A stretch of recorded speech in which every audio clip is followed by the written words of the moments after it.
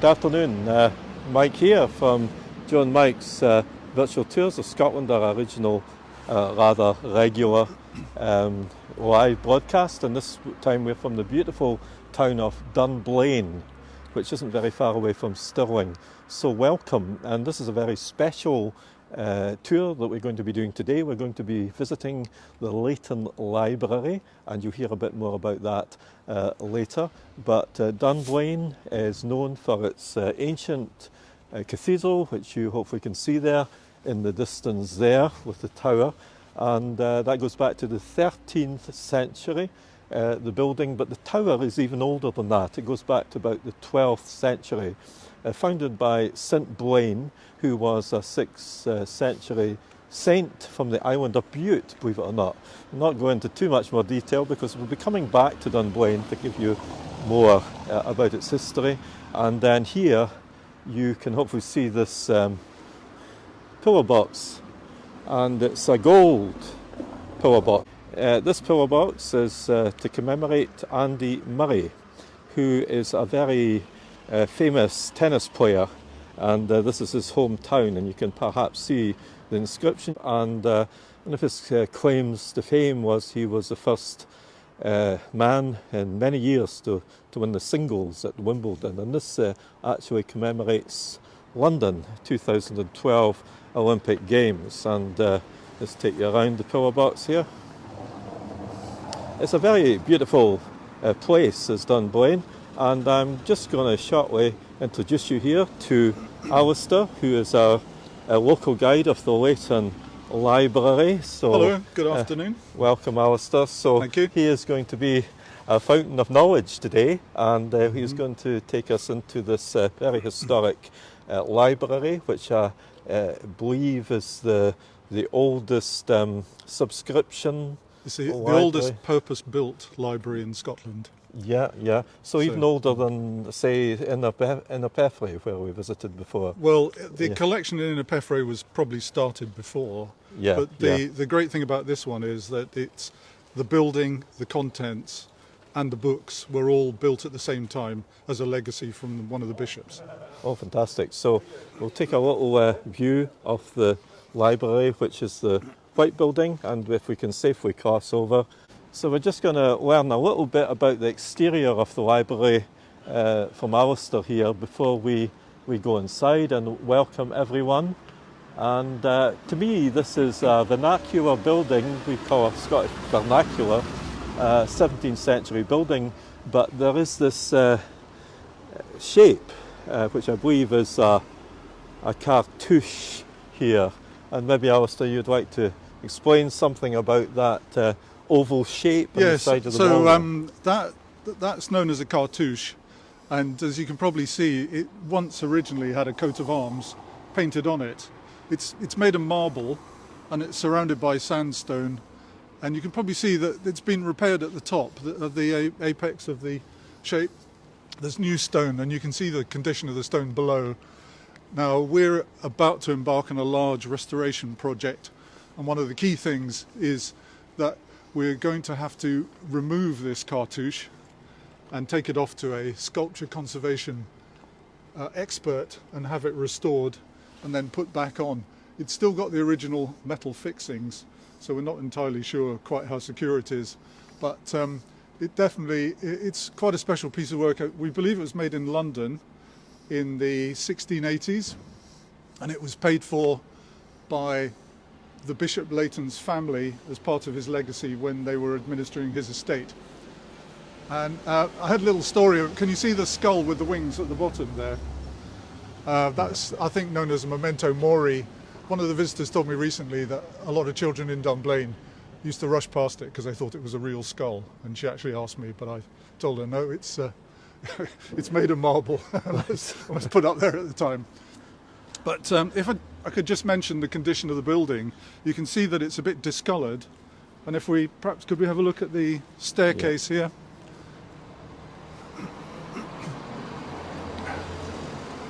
And in fact, there's our notice for an appeal. We've just launched an appeal because the covering of the building, known as Harling, was put on in the late 1980s as part of a restoration.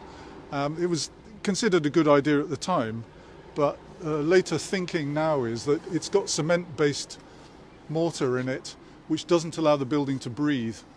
So it can be a problem, and what we need to do is we need to take it off and then replace it with lime-based harling, which is now what's done with very old buildings, which will allow the building to breathe and doesn't damage the stonework underneath. And in fact, if we have a look at the building opposite, I don't know if you can point over there, Mike. Yeah, there's that sort of pink peach-coloured building there. Yeah. That's an older building. That's from the 1500s, and that's the Dean's house. And they've had that work done there. So you can see that that was restored, I think, about 5 years ago, and has now got a covering on it, which is much more appropriate to looking after the building.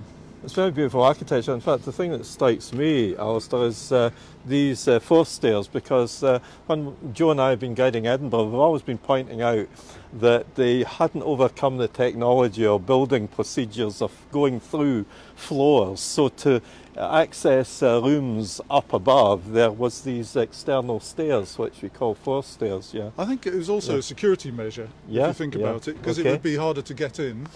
And somebody's just reminded me there wasn't much of a police force in those days.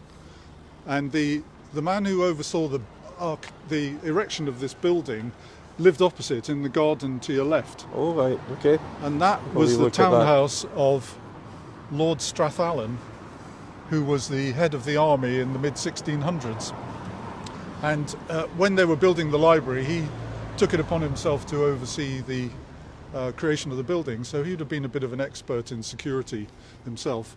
And of course this was effectively the old marketplace of Dunblane, so there would have been a lot of trading and shouting and stuff going on here as the town centre. And if you look back at the building, you'll notice we don't have any windows on this side of the building, whereas when we go in we'll see that we do have windows. And there's a school of thought that also thinks, well, you wouldn't want the noise of the marketplace disrupting your scholastic activities. Yeah, another thing that it has, and which we know from the many places we've visited in Scotland, are these crow-step gables. Yes. And I always had these fancy ideas, and you would say, oh, what was that for? And you'd say, oh, maybe it was to do with chimney sweeps, accessing the chimney, blah, blah, blah. But recently found out that it was an easy way to finish off a building, because they would just finish on a gable like that you can see up the top there. Well, interestingly, if you look at our one, you can see the crow steps quite clearly at this end, but there aren't any at the other end. And why is that? Well, someone's rebuilt the chimney. That's a much older construction of the chimney. We're going to have to demolish that and then rebuild it, because it's bulging a bit alarmingly at one end. So part of our restoration is to fix that, and also to reinstate the crow steps at the other end. Right, and it's got a lower floor, and maybe we can get a better view of that from the other side of the street, just to see how it sits in relation to the rest of the building. Yeah, this is what we call the undercroft. Yeah. And effectively it's used as a storeroom at the moment. It's got a wonderful barrel vaulted stone ceiling, but it's at ground level. And originally the library was built on 3 levels. So you had the ground level with the undercroft, the library room, which is on the top of the stairs in the middle, and then there was an attic at the top. And the ceiling inside the library has been altered.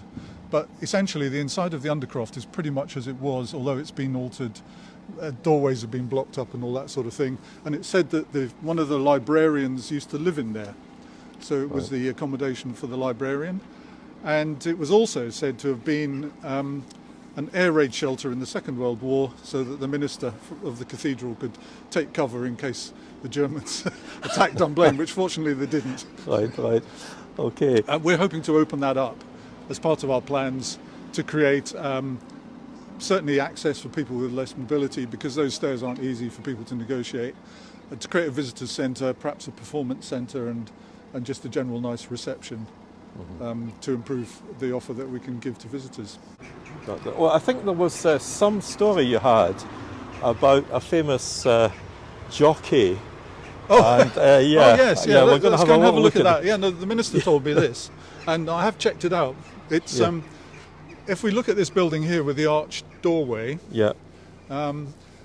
I've been told that this was originally a stable block, and it was Mrs. Macpherson's Dunblane Cathedral stables, which taught Willie Carson, the erstwhile champion jockey and TV personality, how to ride. He actually came from Stirling, and he learned to ride on horses stabled in this very building. Fantastic. Oh, we all know Willie Carson is quite a Yes. yeah, a hero. Yeah. Yeah, so that was that there. And in fact, it does look like a stable block if you look at the doorway. It certainly does. Yeah. I think it's now the minister's garage. Yeah. And just finally, before we move inside the Leighton Library, another look at this peach-coloured house here. I think Yes. that's just amazing, and it sums up a really old style of vernacular architecture. It's just beautiful. Yes, it's on the ground floor there is a really good museum which has been wonderfully restored in recent times and well worth a visit. And then there are people who live upstairs, and I think they've done a really nice job on it. And it's pretty much the kind of thing we're hoping to do with our building, just to keep looking after the fabric. Okay, right, I think we'll maybe better move in now. It's a wee bit damp. We've had a big storm, but it seems to be as if the Leighton Library has got off rather well in terms of. I don't see any apparent missing slates, which is good. No, I think the thing is, although we look a bit tatty on the outside, the building is sound, and the collection inside is perfectly safe and weatherproof. Okay, We just need to fix things that need fixing because we're over 333 years old. wow, incredible! And it's such a privilege to go into this this ancient interior here. So here we are, and here's Joe. Good afternoon, folks. So, yeah, Joe's here as well. And again, I would like to extend my thank you as well for opening up this national treasure. So we've seen the outside, we've gone into the architecture. Now we know where it is in terms of location. Got questions already? Yeah, we've got one from Kate here saying, what did the plaque before the door say? So I don't know if we missed something. There was an information plaque downstairs and it was giving Yeah. information on the library itself. Yeah, So it's part of the town walk. So you can actually walk around, and a lot of the buildings in the street here have got information on the history of the town itself. So this is indicating, because when I grew up here, there was nothing to indicate that there was a Leighton Library, and I used to walk past here practically every week when I was a kid as well. Many still do, unfortunately, so we're trying to change that. Yeah, so hopefully this will help. And I want to say a big thank you to our friends in the Scottish Tour Guides Association who are with us as well. So a big thumbs up from them as well. And hopefully we'll get, because I know a lot of people in Stirling don't know about this. Mm-hmm. And certainly I also know there's a lot of people who are probably our guides who might not know about this as well. So thanks for your time. So we'll talk about the outside. I want to talk more about the man, Bishop Leighton, as well. I want to talk about the period that he grew up in. I want to know about when he was born, the period, and also the legacy that he's left. Because this is why we're here, and also when we get to the bit of the national treasures we've got here. Yeah, he's a very interesting character, actually, and he lived for most of the 1600s. So he was born in 1611. He was born in London of Scots parents, and it's worth mentioning his father, actually, and even his grandfather, because the history, his grandfather was a Catholic, his father was a Puritan, and then he became an Episcopalian. Okay. So there's a bit of everything in there. Well, we'll unpick that as we go through it as well. So he was born in 1611. Born in 1611. So that was under the reign of James VI of Scotland. Yes, yeah. James VI had already acceded to the throne in England. Yes. So James VI had already moved his court down to London. Yes. Very tumultuous time. So the Tudors had come to an end. The Stuarts had taken over. 1625. So there's these Charles I.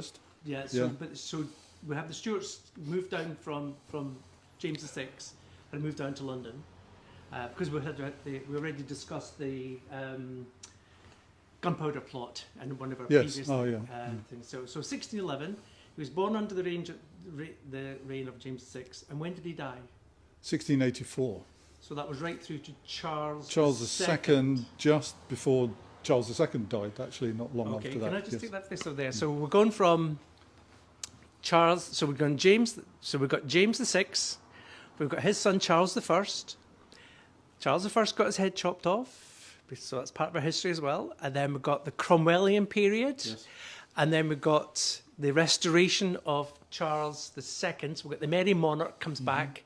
So he has lived through most of the 1600s, which is an extremely tumultuous time in terms of history, in terms of politics, in terms of religion. I mean, there was... It was a very religion, I think, yes. Yeah, it was a pretty chaotic period of going that it was born in through. So let's talk a wee bit about. Obviously, he managed to survive to a very old age, which is very not common in those days. I guess for maybe a certain class of people it's common, but not for the majority of the population. But he was able to manoeuvre. So let's talk about his where he was educated and. I think, well, should we start with his father? Yeah. Because I think that was obviously quite a formative influence. So his father was a Puritan and a doctor of medicine. And in 1630, so that would have been 5 years after Charles I came to the throne, he was living in Holland because he'd had to flee some debtors. Okay. And he published a pamphlet criticising the prelacy, i.e. the priest structure that Charles I had decided to impose, which I think frankly had gone down like very badly with the Presbyterians. Yeah. And presumably people know about the story of Jenny Geddes and the stool and all that stuff. It's worthwhile at this point just to explain the difference between the Episcopalian and the Presbyterian. The way I always explain it in the past is Presbyterian religion had no hierarchy. It's a flat-structured religion, and whereas the Episcopalian was they had bishops and archbishops, and they still believed that the king was the head of the church, whereas the Presbyterians believed that there was nobody between you and your God. Yes. So we've got the Presbyterians in Scotland, and we have the Episcopalians or the Anglicans in England, in the main. But there was, Charles I tried to reintroduce the Book of Common Prayer into Scotland, which caused a bit of an upset here in Scotland. Just a bit. And we have mentioned before the story in St Giles with the case of the stool getting thrown at the bishop, the Edinburgh mob not liking the introduction of it. So again, it kind of explains the tumultuous period that Scotland was going through at the time. Yeah, I heard a fantastic story that during that period, it said the Bishop of Brechin had to give his sermon with a pair of loaded pistols on the shelf of his pulpit just to remind the congregation to behave themselves. You don't want to mess with the Presbyterians. and that's right. I mean, I think you can say if it's in the Bible, that's it. If it's not in the Bible, and there's no mention of bishops in the Bible, therefore that's really where the schism came. But wasn't this part of the problem that his father came out and he was railing against Episcopalians? Yes. Well, and even worse than that, he insulted Charles I's Queen, Henrietta Maria, who was a Catholic. Of the Medici family. And he called her a daughter of Heth, which not many people know what that means now, and I had to look it up. But essentially it means an idolatress. Okay. So he was in big trouble, and he ended up in the Star Chamber, Archbishop Laud. Okay. Which was essentially a very bad place to be. He was tried for sedition, sentenced to imprisonment, lashings. He had his ears cut off, his nose slit, and the two letters SS branded on his cheeks, the sower of sedition. Sower of sedition, okay. Yes. And then he was chucked into jail with no heating and no shelter for quite a long time. And it was only when our man, Robert Leighton, became a minister at Newbattle in 1641 that he was released. Okay. So something happened there to get his father released. Ironically, then, his father ended up being a jailer himself down in London in what is now Lambeth Palace, which was then the Lambeth House. And Archbishop Laud, who'd presided over his trial, ended up the prisoner of the father. So there's a real 1600 story for you. That's so good. Be kind to the people on your way up because you might meet them on the way down. Absolutely, you've got to be careful, yes. Yeah. But you imagine the influence this would have had on the young Robert. Yeah. He went to Edinburgh University. Mm-hmm. Once he graduated with his MA, and of course he went to university at quite a young age then, you'd have been about 15 or 16. Yeah.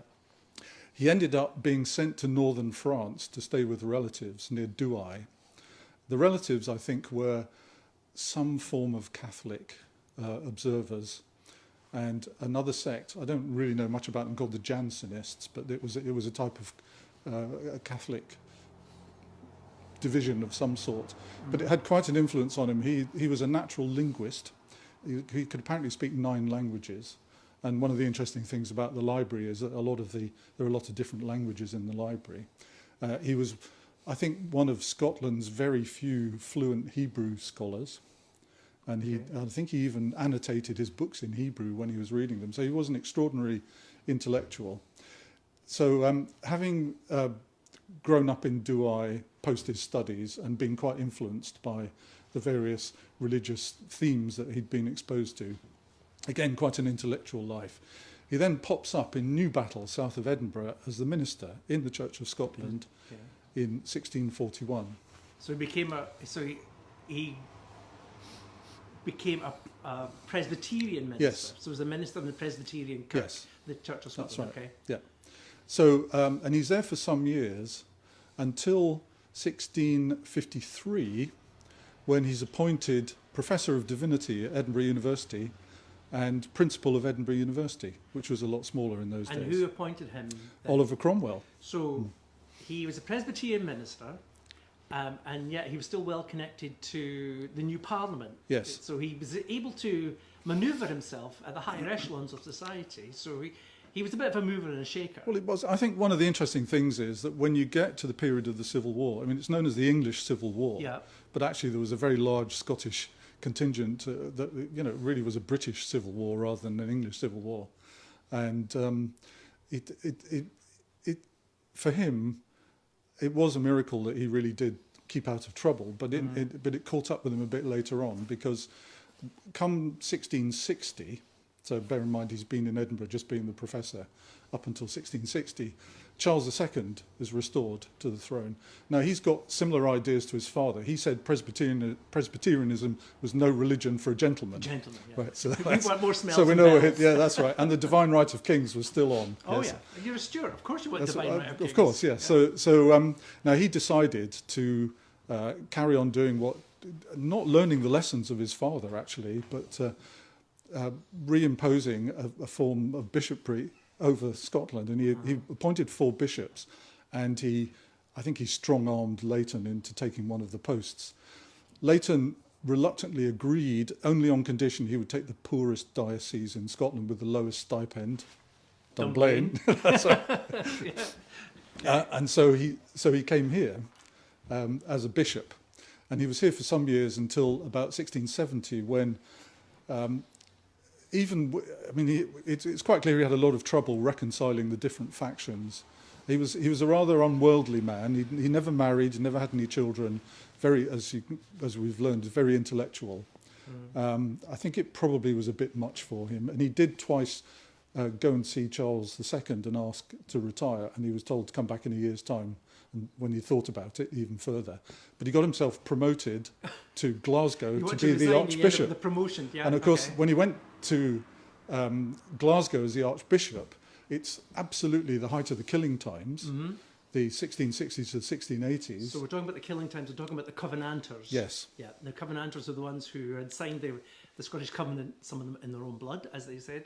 And these are the people who were strict Presbyterians. Yes. And Charles II was kind of looking for retribution, because wasn't it the Presbyterians that handed over his father to the Puritans? There was a deal done. Yeah, yes. so so there was a bit of retribution going on there. Charles II, the Merry Monarch, as he was known as, came back in, had the restoration, but there were still some people who wanted to... Oh, there were a lot of promises that there would be no revenge, but there was loads of revenge. Yeah, the killing actually. times. Yes, Yeah.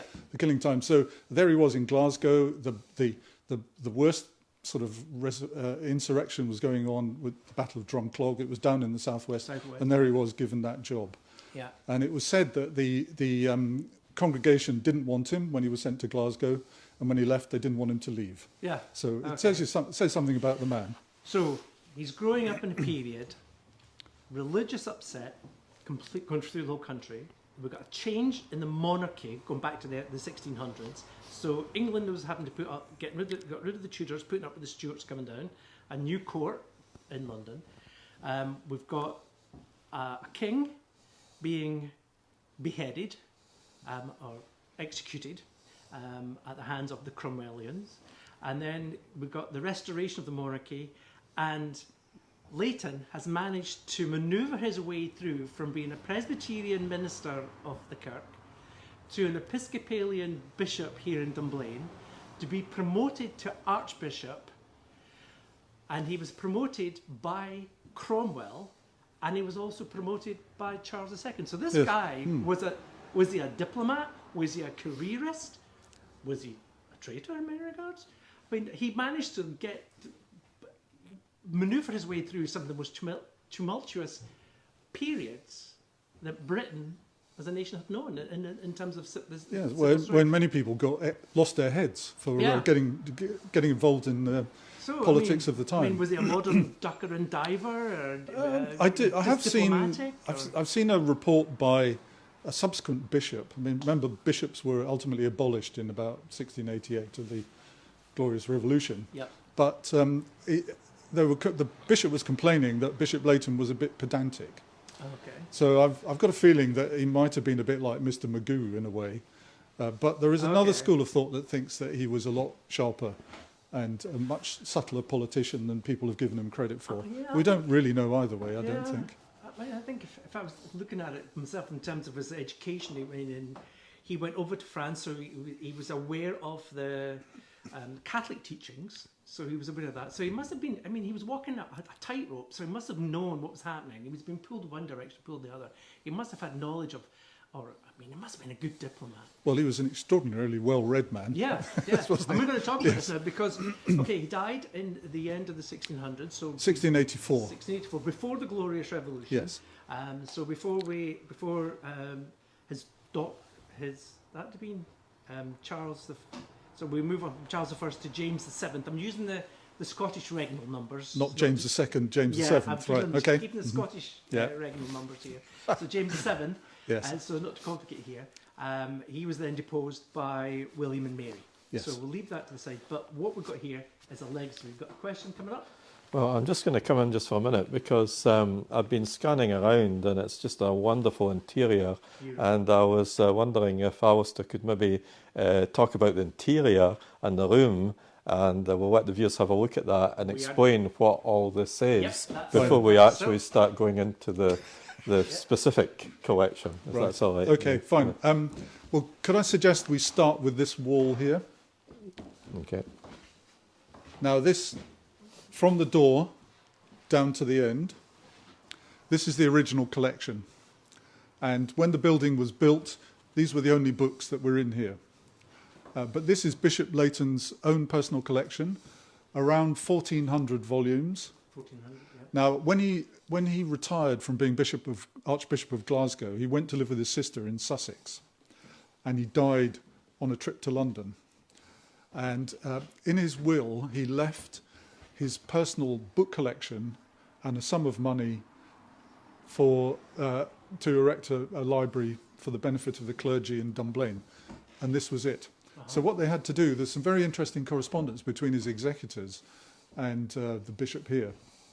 They packed all the books from Sussex into barrels and kists and then waited for a suitable ship. They had to wait out the winter because it wasn't suitable to sail up north. And then they sailed up to Leith and they took the stuff out of the boat in Leith, then took it further on another boat up to Stirling where there was a harbour. And then overland from there, and here they were, and they were stored in Lord Strathallan's house over the road whilst he was supervising the buildings. But I don't know if you can see that, Mike, but these are the original shelves, faced in oak with pine on the top. Ignore the cage thing. This was a Victorian addition because the library became a reading room in the 19th century, and they put the cages up to stop the readers helping themselves and taking stuff home with them. Yeah, we've got a comment here actually from a Miles Leighton. Oh, yes. He's saying, and very wonderful comment, saying, those are the do not touch without permission grates. There are locks on the frames as well. So, yes. Yeah. We'll talk about accessibility in a second as well. Yeah. And you can see they're arranged in size, smallest at the top. And the light-coloured books there are vellum, which is not the same as the lovely leather-bound ones here. That's a treated calf skin. which needs tape around it because they can tend to bend a bit. It's the prototype paperback, really. Oh, okay. But the rest of the books are in wonderful condition because they're beautifully bound, and the paper is essentially cloth-based paper, which is very high quality. And some of the books are almost as good as new, even though they're 300 years old. So the condition of the books is generally very strong. When the library was restored in the late 1980s, and it had been locked up for 100 years and just left alone, like as in a store, all the books were put into a deep freeze for 3 days just to make sure there weren't any bookworm and weevils in there. Yeah. But the library collection is in very good condition. So that's the Bishop's original collection. And how old would these books? So this is his collection. This was he had. How old would the books be? Because they're obviously well, we think there might have. Well, yes, they were. The oldest book we have is from 1504. Okay. We can look at that a bit later on, and we assume some of them must have been owned by his father. But he also collected some, bought some, and subscribed, because often you subscribed to a book when it was published in those days. So that, and a lot of stuff in Latin, fair amount of religious stuff, but there's a lot of geography and history and science in here as well, and in different languages. It's quite an interesting collection, but potentially quite difficult to access unless you can, your Latin's reasonable, and of course, it's not many of us can say that. Yeah, well, if that. So when we move around the room to the other cases, you'll see it's a different height. So I think when Mike gets around there, these are later cases, although in the executor's instructions, they did say they wanted the library built larger so it could be added to by later generations. So we're essentially, by the time we get to the first case at the window, we're about 1700. Okay. And so this is the 1700 Mike's looking at right now. Yes, that's right. And stops at about 1850 near the door. Okay. By 1703, some local trustees for the Leighton Library have been appointed and ratified by the Synod. And we actually still have one of the hereditary trustees, Sir James Campbell, who's great whatever, was one of the original trustees, which is quite a special thing, really, isn't it? So the money that he left was used to build the building, to house the books, and the interest on the money that was left was used to purchase other books. Well, yes, kind of, because he left. The executors determined £100 to build the library. The final bill, like all building projects, was £162 2 and 6. So the Viscount Strathallan and Dr. Fall, the principal of Glasgow University, who was quite closely connected, I think organised the top-up to pay for it. I did read that Leighton actually left over £1,000 in his will, but he left it to the poor of Dunblane. And he said if there's anything left over from the building, that can go to the poor. But of course he was adrift by 60%. Okay. Yeah, I just got a question, Alistair. Is this picture Bishop Leighton? That is he, yes. Right. There are a few pictures of him, but none of them are terribly contemporary, are they? I think. This is Gordon, who's one of our trustees. Yes. I could solve the mystery about where the money came from for the continuation of the library. It was actually Leighton's nephew and his sister, Leighton's sister and her son, who were very generous. They were the executors, and they told the people in Dunblane, just build it and we'll pick up the tab. So that's what they did. And in fact, the whole library probably cost £500. That is about £200 for the building and another £300 as capital, so that the interest would keep rolling in. Yep. And so the £100 came from Leighton's will, £400 came from his nephew, who was, as Dr. Fall, one of Leighton's friends, said, he was like the uncle come to life again. Excellent. So, apart from We've got another question here. Yeah. Oh, sorry, it's me again. I just wanted to hear about the chairs. Yeah, I was just And literally going to say that. That's why I you said. see, I'm I'm a painter and artist. That I'm always talking about architecture and furnishings and so on. And before we leave on going to the books, I just wanted to make sure that folk heard about all the furnishings and what's in here and what it's about and everything. Yeah. So we can talk maybe a wee bit about the chairs here as well. So the chairs are original. Well, the will determines that there should be 12 chairs of turkey leather. That's obviously not Christmas turkey. That's turkey, as in the great country that makes marvellous leather. Yes. So these Turkish leather, but it does say turkey leather with an E. And so here we have 12 chairs, which were exactly of the time of 1684. Now, there's a slight conundrum in that we believe 6 of them are original and 6 of them are later reproductions. But I've sat on all of these for a while and I'm blowed if I can tell the difference, really. They're fantastic. Unless Gordon, you know how to spot a later one, but they are. And I think it's wonderful that you can still, if you visit here, you can sit on the original furniture and look at the books in the original building and you can touch the stuff. We don't mind you touching the books. Well, you could do a whole show of the Antiques Roadshow in here on its own with the furniture and the books as well. So, yep. Yeah, I'm just wondering about the ceiling. Is that an old ceiling? Yeah, it's originally lower, but this is the new ceiling, 1815. Oh, the new ceiling. This is the new ceiling, yes. And there's just an empty attic above it. But I particularly like the trapdoors. They're beautifully carved. I don't know if that was contemporary or not, but I think they're very attractive. In fact, we've got a picture over here of what we think the library originally looked like in the interior. Yeah. We've got somebody who's saying they're a descendant of Leighton, Miles Leighton, who's watching. Yep. Excellent. Well, I wish he'd come and visit well, tell us where Miles Leighton is then. Is it because it's... We're getting a few questions from Miles as well. Yes, we'll put out flags for him. When he Well, bring him a flask of tea when he comes here. Is he in the UK or is he? I don't know so far. Yeah. Let us know, Miles. Yeah. I just want to bring your attention to this artist's impression here, Mike, if you can bring it across here. I'm going to put a bit of light on the subject at the moment and just get a wee bit of light on it. And then we're going to look at some of the other treasures of the library itself. So this here is an artist's impression, and I love it because it kind of when I'm looking at this, you're looking at anything like Guy Fawkes and the Cavaliers. We think around 1700. So you can see there's only one wall lined with books. That's the wall that faces onto the market square. This is the door that you come up to. There are chimneys at each end of the building, so there was a fireplace at each end. Mm-hmm. The librarian had a duty to put on a fire in the winter once a week.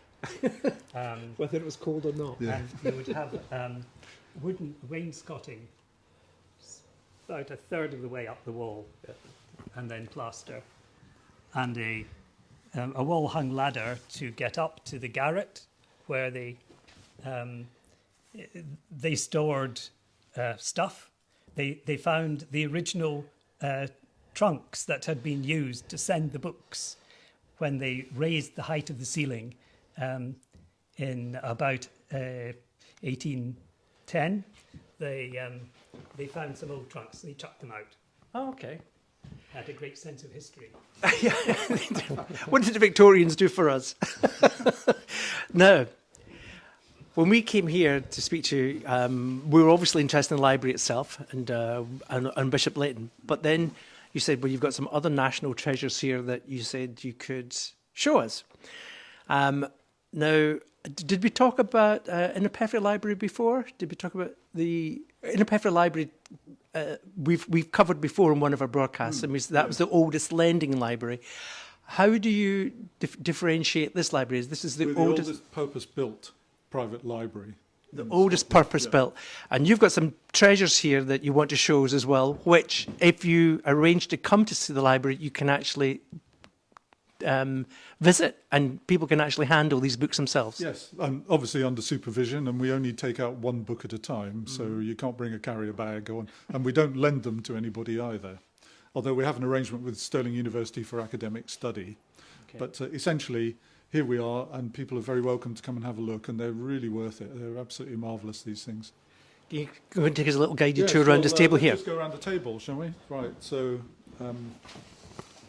this large one here is particularly beautiful. This is a Bible. It comes in several volumes. It's called the Polyglot Bible, i.e. the Many-Language Bible. So it dates from 1657. It was printed in London, and you can probably see that here we are in the Book of Psalms, and it's in Hebrew, Latin, Ethiopian of some sort, Arabic, and Syriac. Syriac being the language of the ancient Syrian Christians, and related to Aramaic, which is what they thought Jesus may have spoken in his time. Now this, if you think about it, that's 1657, the quality of the printing is absolutely startling. And how on earth did they manage to print in these various languages a pure translation of the Bible? And to typeset, to have typesetters who knew the languages. So you must have had, even the typesetters must have been educated in the languages, or known how to get from the Arabic to Hebrew and Greek and bring it all together in one. So that's a phenomenon in itself. It's as quite an extraordinary. art. And you can see every page, the sections are ruled off in red ink, and this was all done manually. We don't know whether they ruled it first and printed it, or printed it and then ruled it. But Amazing. And this got you gave me the date. Can you repeat? 1657. 1657. It's probably, it was Bishop Leighton's most expensive purchase. I think it cost him £10, which was £10 was it? if he subscribed, £12 if he waited, and £10 for subscribers, £12 if he waited. There was a professor in Geneva who asked if one could be sent to the continent, Johann Buxdorf, and they quoted him £50. Perhaps they didn't like the Swiss. Posting and package is just like, you know, you always get stung by the postage. So, right. Now this one here is our oldest book. well, the oldest one, okay. Yes. Now this dates from 1504, and I'll hold it. Well, you okay, fine, guide us yeah. through the books, I'll hold fine, this. right. So 1504. It's by a Hungarian monk. A Hungarian monk. Called Pelbart. And so that's our oldest book. It's beautifully printed in what I think they used to call black type. And then there were spaces here where you could have a rubric drawn in by a scribe, perhaps in red ink, to do an elaborate bit of calligraphy there. And the interesting thing about this book as well is that it's got a manuscript binding. So this is a manuscript here, and we believe this is from 1499, and is a copy of a papal bull listing all the sorts of things you can get excommunicated for, which probably were quite a lot in 1499. I can just imagine. I just love the elegance of the shapes and the Yes, script here. the handwriting's It's real beautiful, isn't artistry. it? Yeah. This had been in This had been in Latin, because Latin would be Yeah. the lingua franca. And I just did a bit of research, and apparently I've often wondered why it's called a bull, and it's from the Latin bulla, which means the seal that was attached to the bottom of the thing. Nothing to do with animals. And, yeah, Yes. that's a good point there, because a lot of our universities were established by papal bulls as well.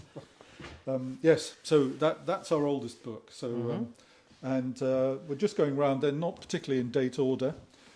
Here we have Thomas Paine's *The Rights of Man*. Oh, right. A lot of our American viewers will be interested in *The Rights of Man* here by Thomas Paine. Written a couple of years after the French Revolution, so I think 1791 or 1792 here. Yep. In response to an attack on the French Revolution by Edmund Burke. Now, Thomas Paine, when he wrote it, to say he got himself into hot water is an understatement. He was tried for sedition, found guilty, and I read somewhere he was unavailable for hanging because he legged it to France, and he never came back. So, that was him unavailable for hanging. Unavailable. It's like Miss Otis regrets she's unable to lunch.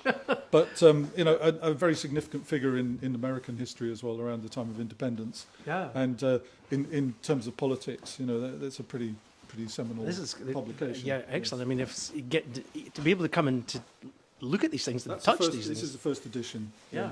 And right next to it, I see you've got David Hume. David so Hume, these yes, are contemporaries. fairly contemporary, yes. Now, I particularly like this. It's I think it's in 8 volumes, and it was written by him when he was a librarian in Edinburgh at the Advocates' Library, because he had an enormous resource and plenty of time on his hands. They wouldn't make him a professor because, of course, he was an atheist. That's right. And he got into all sorts of hot water. But he used his time fruitfully to write what I think is probably regarded as one of the first modern histories, because before then, histories were really anecdotes and collections of things, whereas this is what we would recognise now as a historical analysis. But another first edition there as well. And we've talked a lot about the men of the great minds of the Enlightenment, because there's men and women in the Enlightenment. But here we've got an original of David Hume. That's right. I always get weak at the knees when I see these things. Well, there's another one here which is even more wonderful. What about the bindings, Alistair? Would these be original bindings, or have they been rebound? Gordon, do you know if have they been rebound, or do you think they're the original bindings? I don't know. These, I think. Yeah.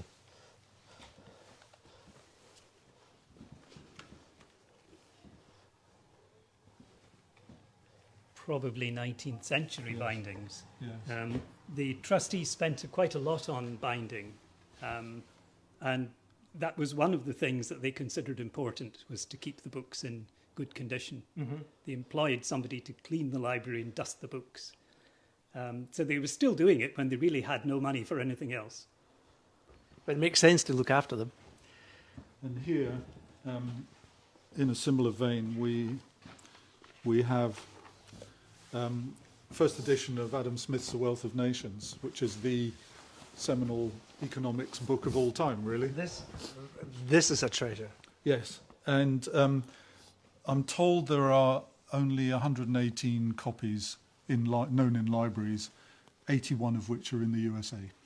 Wow. Probably under lock and key somewhere Yes. at the Smithsonian. Yes. Well, we look after our one very carefully as well. Yeah. Yes. I've got a question here from Kate. She's saying, do they have a nice smell? Actually, it's a good point. Go on then. Why don't you? There's no. They don't really. They don't. smell There's very no strongly. odour. One thing is they feel absolutely lovely because you've got a lovely leather texture. One of the reasons we don't mind people handling the books, and we don't insist on white gloves either, which is a question we're often asked, is because we think that the small amount of oils that you have on your fingertips can go into the leather and just give it a bit of moisturising. And also, Like lanolin. yes, and when you're handling the pages, remember that we said this was very high quality paper. So, I mean, it really is, it's very nice. It's not deteriorated. If you've got gloves on, you might just be a bit rough with the edges of the paper because your fingertips are enormously sensitive. So we've got Payne, Adam Smith, David Yeah, Hume, that's a all bit of contemporaries. Age of Enlightenment The Age of there, Enlightenment yeah. here, and these are, and I mean, people can come These and are arrange. the great books of the Enlightenment. Yes, Yeah. Essentially, we've got 2 collections. I think Gordon's described it as. Haven't we? So we've got the Bishop's original collection, Yes. mostly in Latin, and then this collection, which is a lot of the key books of the Age of Enlightenment, so important in Scottish history, but in English, and therefore much more accessible to most readers. But anyway, Fascinating. jumping back Fascinating. into Latin, Okay. this is one of my favourites. This is Munster's Cosmographia from 1555. 1555. And I like to describe this as the first Lonely Planet guide to the world. Okay. Because essentially it's a geography book, and it was an enormously popular geography book in its time. And it's got some wonderful illustrations in it. I've just opened up here at De Insulis Britain, so about the island of Britain, and we can have a look at our map, which is here. So is a bit as I find with the weather forecasts, it's stuck up in the corner and not quite to scale. In England, we can see London, Dover, and I think that's Oxenford. So I'm assuming that's Oxford. Cornwall, Wales, and then over in Ireland, I think that must be Waterford, Watford. Yeah. So there really are. It's a fantastic collection and very interesting reading. Now, within this book, were a number of maps, and somebody in the past, you can see, has taken a pair of scissors to it. But we have got these maps in a folder, and they're absolutely fascinating as well. And so repeat the date again? 1555. So, so okay. to think the maps must be older than 1555 because they were produced in the book by then. Yeah. So we don't know the real age of all of them. Although they think that Munster may have drawn quite a few himself. We don't. Can we really have know. a look at the maps Yeah, here as well they're while over we're here. on that These subject? have actually come out of that Yeah. 1555 volume. So here's a really interesting example. The quality of some of the European maps is quite extraordinary, but it makes you just think about where your own position is. So if you look at this one, I always like to ask Australian visitors to the library to point out where they live because they're not there yet. they're a bit of a big sea monster in the middle, so that's quite interesting. But these maps are said to be the first maps that actually show the Americas as a discrete continent rather than a bit of a blur at the end of the world. And you have that where you're here going as to well, fall yeah? up. Yes, well there's a number here. I probably can't find it now, but if I go to the back, I think there's some. Yes, here we are. So here are the Americas, and we can. It's fairly recognisable. You can see there's Florida there, just above Cuba. Canada's gone a bit strange and up over onto the right. And the shape of South America is fairly recognisable, although a bit short. But with a bit of a startling warning, if you go up into the top corner there, that there are cannibals to be feared who will chop your leg off and hang it on a bonfire, it looks like. So, children coming to the library always love that illustration. You always see these things in television. This is the language that was common in those days. We would never use that language in the 21st certainly century. not. I mean, some of it is really quite startling to a modern viewer. This beautiful boat as well. Yes, Look at that. It's incredible. Well, we were discussing that earlier. That would have been older than the Mayflower or something like that, probably. Yes. Older than that, 80 probably years. sort of Christopher Columbus type vessel.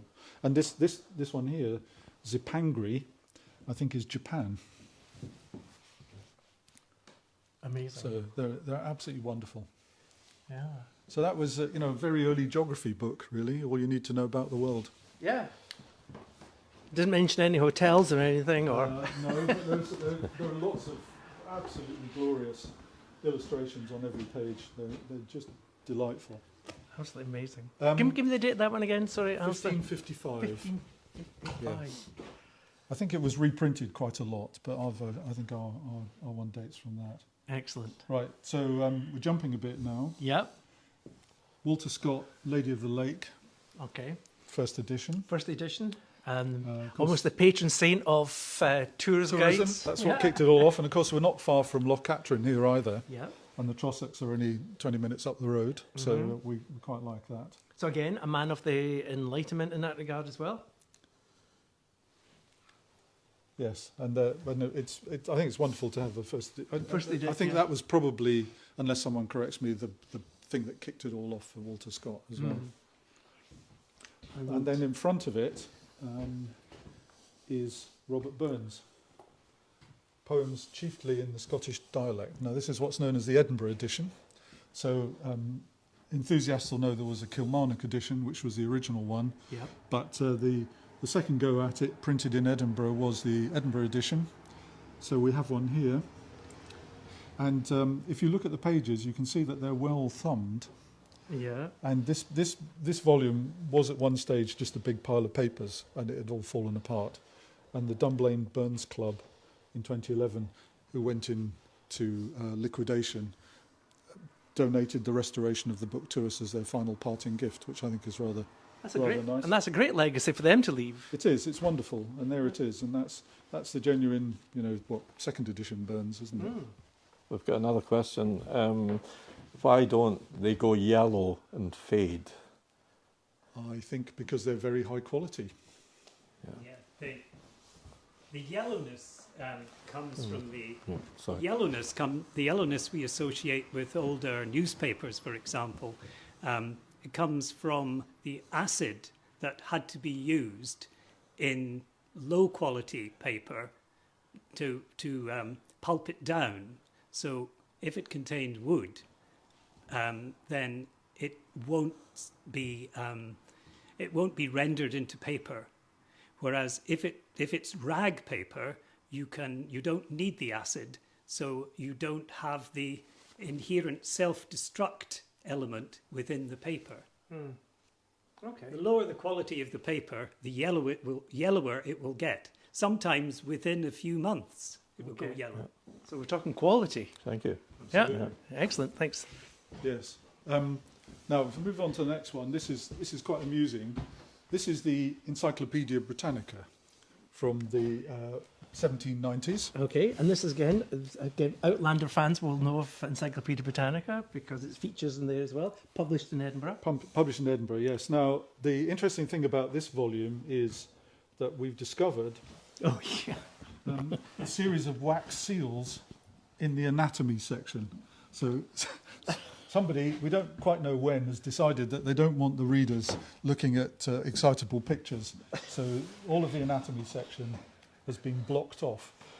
So they don't want them looking at the naughty We bits. don't want to see it. Well, in fact, I'm having trouble finding any anyway, but there we are. So that's we were wondering what on earth this was. But yes, they completely locked it off. But the irony is that a book that's 50 years earlier in our own library, which this prude hadn't noticed, actually contains, and they're rather wonderful engravings, some proper anatomy with all the detail you could possibly want, and probably more. And they didn't spot that. Unfortunately, they didn't mess about with that one and muck it about. But And the dates of these are? I think this is about 1750 something, and the other one is 1790 something. Amazing. Amazing. I think it's so funny that they actually block off because they don't want to upset maybe some genteel ladies who may be coming into the library. So they don't want to... it just tells you some interesting insights into the thinking of the people who are managing the library, doesn't it? Yeah. And then here, probably, I think this is the last one on the tape. Oh no, we've got one more over there. There. This is, well, do you know what this is? Well, you told me this. I'm not going to let that at the back. All I'll right, let you well, unveil it. this is actually Dr. Johnson's dictionary, the very thing that many have heard of, but very few have seen. I think. The thing that struck me is, it's a couple of tombstones. It took the great man. I'm a big admirer of Dr. Johnson. It took him 15 years, and he had a great army of people with him. And the great thing about the dictionary was that 1755. This is the second edition. And the first edition was also published in 1755, so it went off the shelf like hotcakes. And the reason that his dictionary was so well received was that this was also a time when really there was some mechanisation in printing, and there was an explosion in printing requirements and literature. And of course, Edinburgh particularly was an enormous printing centre. So there was really a demand from publishers to have a proper definitive dictionary rather than, there were perhaps 150 dictionaries before Dr. Johnson's, but this was the first kind of standard text. This is standard English. Well, no, I think the interesting about it is the literary allusions in here, because he read all this stuff. There's tons of Shakespeare and Dryden and Spenser, marked them in pencil, and then he had an army of scribes who then had to copy them out on a bit of paper, and then it all got pasted together. So there it is. And of course and he has some famous, amusing things that most people know. And I'll show you one that I really like, which is... He didn't really like his tour around Scotland to start with. I can know that, but he kind of warmed in the end. There's a very interesting... the majority of his, what they were called his amanuenses, i.e. his scribes, were Scots. Yeah. And there's a huge amount of Scots in the dictionary, if you read it. It's all over the place. In fact, more than, I think, probably a bit disproportionately.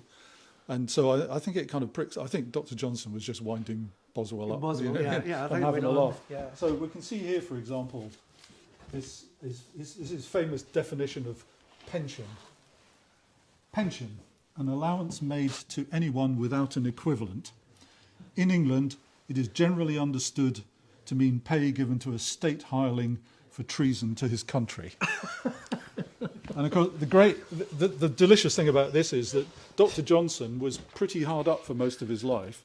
He got through the advance quite fast 15 years earlier, and he was granted a pension himself of £300 a year, much to the hilarity of all the people who knew him. Yeah, that's called coming back to bite you, isn't it? Well, he's a very amusing character, but 150,000 literary allusions in here, and quotes and extracts that go in. Absolutely amazing. So this is like an exercise in itself, just going through here, finding the humour. And this is the original dictionary. From the year of it's the second edition from the year it was published anyway. Yes. It's We've got another question.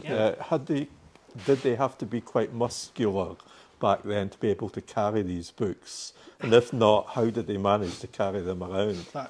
We had servants. He had servants. Yes. Pretty heavy, actually. If you could afford that, you could afford a servant. Yeah. Yes. Carry it. Yeah.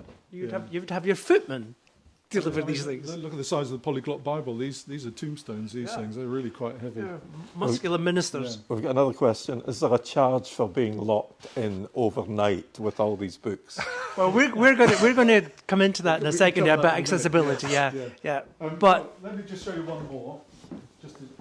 This is Queen Victoria's Journal of the Highlands. Okay. We know that she went to Balmoral and loved it. Again, relating back to our Walter Scott here. And interestingly, down in the town, there's one of her horseshoes off her carriage. I don't know if you've seen that. In 1842, her carriage came through, and they say the local blacksmith sort of wangled a deal to make sure she needed to get her tyre changed when she was in the town so he could keep the souvenir. But she also presented I'll let you get in there, Mike. Okay. a copy of, this is her journal. So you can see there it says presented to the Leighton Library by Victoria R. Balmoral, 1868. So we're quite pleased to have that as well.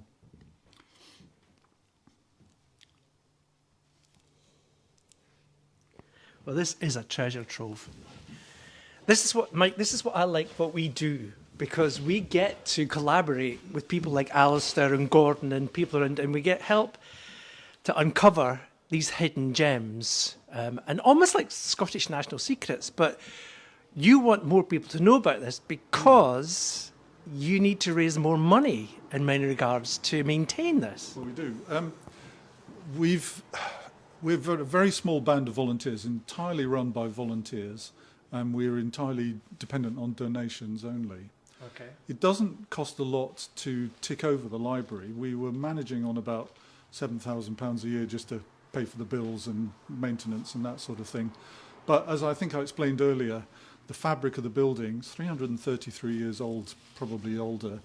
It's got to be looked after. If you don't fix the roof every now and again, it'll be, it'll get worse. So we've now got a restoration program which I'm managing, which means we may have to spend up to £400,000 just to protect the building, to keep this collection safe and sound for future generations. Within that, we want to develop our offering, get more visitors, and consequently more donations, but reach out to more people. As we mentioned earlier, we've got people from Dunblane who've never crossed the doorstep. Yeah. And partly that's our fault because we haven't been open enough. We need to publicise ourselves more. Look at what we've got. I mean, nobody comes in here that doesn't go away going, crikey, look at that. That's just amazing. I mean, Mike and I are converts. As soon as we came along here, it was actually picked up because we did a feature on the witches, and we were going through the town in Fife where Bishop Leighton has got his house, and we just sort of mentioned it in Couros, and it just twigged something. I thought, well, I come from this area, and I think there's something about Leighton's Library in Dunblane. Yeah. So this little link led on to other things, and we're here, and we're seeing these national treasures. And it's only in one room as well. That's all it is. Yeah. So, coming from, so this is for our Scottish. We've got a question here. Got another question. How many volumes in the Polyglot Bible of 1657? 6. Right, thank you. Thank you, Gordon. You mean 6 exist? And one here? Or you have? We've got, it comes in six yeah, volumes. we've got the other 5 on the shelf. So you've got 6 volumes, okay. Yeah. So, practically, we've got quite a few members, we hope, of the Scottish Tour Guide Association watching us. We want to make sure that they know how to access this as well. So if I had a small group of people and I wanted to bring them to the library, to put it onto the itinerary? Because we visit Stirling a lot. We're at the castle, we're at the Wallace Monument, we're at Bannockburn a lot. There's a lot in this area, and how to get this onto an itinerary? How would a guide, this is specific for the guides now, how would they get it onto their itinerary, or who would they get in contact with, is what I'm Go saying. onto our website and contact the custodian. We're very happy to do private tours. In fact, we really like doing them, so that's easy.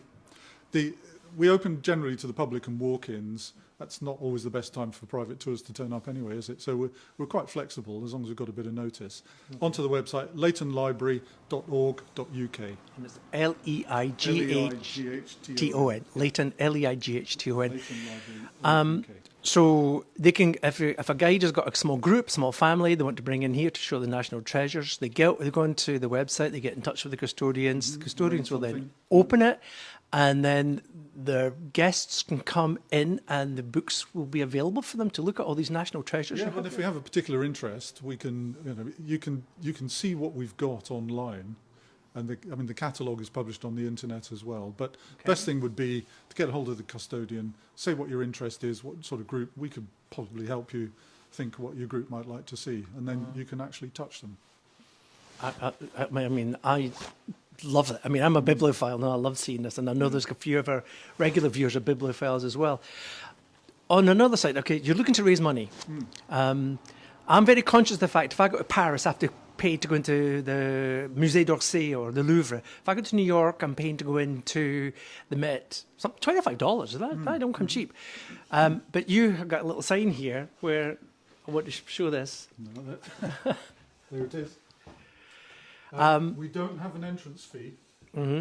We've debated whether to have an entrance fee or not, and at the moment we're in a position where we just ask people to give what they think they would like to give. So we would say for some people that's nothing, and other people are enormously generous. So we would say to our guide colleagues to maybe speak to their guests before warm them up a bit would be very nice. Okay. Yes, I mean it's entirely run on donations. There's nothing else coming in, and we not only do we need to find a lump sum, we're working on it. We're applying for grants, and somebody did leave us a legacy recently, so we've put all our savings towards repairing it, which is quite the right thing to do. But we still need possibly £150,000 from donations just to get everything done. Now, I'm thinking of other ways to get access to the facility here, because some of our fellow guides are whisky specialists, for example. Some of them are knitting specialists. Some of them are literary specialists. Could they organise, perhaps, say, a whisky tasting evening? Could they hire from you and have a custodian here? We'll consider any proposition as long as it doesn't, affect the environment adversely. But why ever not? I mean, what a wonderful place. Recently, we had a German TV crew come and film an interview here, and it was actually about King Arthur. Now, we don't have any material on King Arthur, but there's somebody who thinks they might have some genealogical connection with somebody who might be, seemed to be one of the versions of King Arthur. So this person was interviewed here by the German film crew, and it made a really good setting for it. So we're open to anything. We need to generate income and be creative about it. As long as we can look after the place while we're doing it, the more diversity, the better. Yeah, I've got a couple of questions here. One question is, does the library have a formal relationship with the National Library of Scotland, or a practical relationship with them? And the second question is, does the library have a PayPal link where donations can be made? These two questions. First question, we have a formal relationship with the University of Stirling, and the Rare Books librarian is also our honorary librarian. So, for example, we have some books on loan to the university for extended study, and we had a group of postgraduates in here looking at publishing and binding and printing fairly recently. So we're closely connected, and we also store some material over in Stirling. The second point, if you go on the website, I've made sure that we've peppered it with a donation button. I'd said there's not enough donation buttons. I want them everywhere on the website. So yes, the answer is yes, it's on the website. Good. Well, I just want to say, I am really chuffed that what Mike and I do, because we get access to these treasures that we would never get access to. So I want to say a big thank you to Mike as well for doing this. But I want to say a bigger thank you to you guys for opening up, giving us your time, opening up your national treasures to us, taking the time out for us to do this. And last word for you guys? Well, I would encourage anyone to come along and see this. It's one of the great gems of Scottish culture, this is. I would certainly agree. Gordon? Yes, come along and see us. And the summer is a good time. Winter's a bit chilly.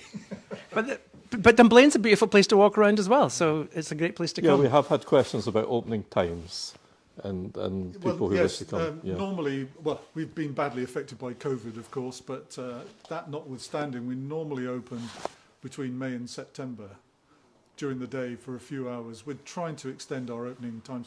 One of the things I'm hoping with the publicity is we'll get more people locally come forward to help us become guides, because it's a very rewarding thing to be a volunteer guide here as well. So we're really trying to be bigger, better, and more of an attraction. So more of all of that. We've really got to do it. Yeah. Okay. Well, I do recall I did actually post we were going to do this live broadcast. I also posted it on LinkedIn, so hopefully some people on LinkedIn who are interested in the Scottish culture, the Scottish literature, will also get in contact with you as well. So we're going to say cheers and thank you very much indeed. Thanks for tuning in again, and I look forward to your follow-up questions, and we'll see you all soon. So bye-bye from Dunblane. I'm just going to take a little walk and show you the lights outside and finish off with that view just out the door.